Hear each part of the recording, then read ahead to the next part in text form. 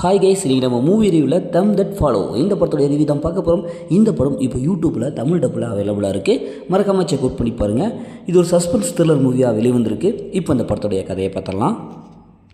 ஒரு காட்டுப்பகுதி அடிவாரத்தில் இருக்கிற ஒரு கிராமம் இருக்குது. அங்கே ஒரு சர்ச் ஒன்று இருக்குது. இந்த சர்ச்சில் பாவம் பண்ணவங்க எல்லாம் ஒரு பாம்பை வச்சு அப்படி இப்படி ஏதோ பண்ணணும்.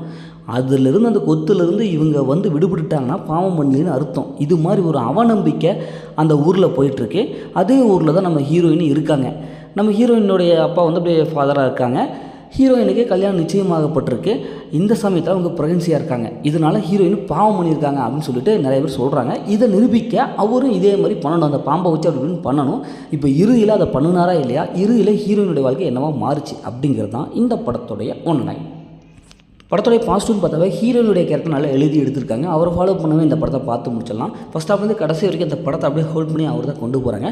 படத்தில் மற்ற கேரக்டருக்கு நல்லா ஈக்குவல் கேரக்டர் கொடுத்துருக்காங்க. படத்துடைய ஸ்க்ரீன் பிளே பொறுத்தவரைக்கும் ஃபஸ்ட் ஆஃப் ஓரளவுக்கு நல்லா வந்திருக்கு. ஒரு பாம்பை வச்சு இப்படி ஒரு அவநம்பிக்கையா அப்படிங்கிற அளவுக்கு நம்ம மனசுக்குள்ளார ஒரு பயத்தை உண்டு பண்ணியிருக்காங்க.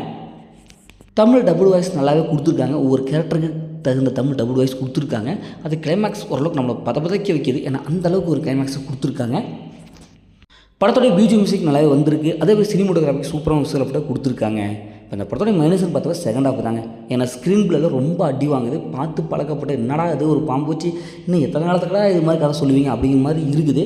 இன்னொரு சுவாரஸ்யமான சீன்ஸில் கொடுத்துருக்கலாம். சுவாரஸ்யமே இல்லாமல் அப்படின்ட்டு ஏனோ தான் சீன்ஸ் இவங்க கன்வெர்ட் பண்ணி நமக்கு கொடுத்துருக்காங்க.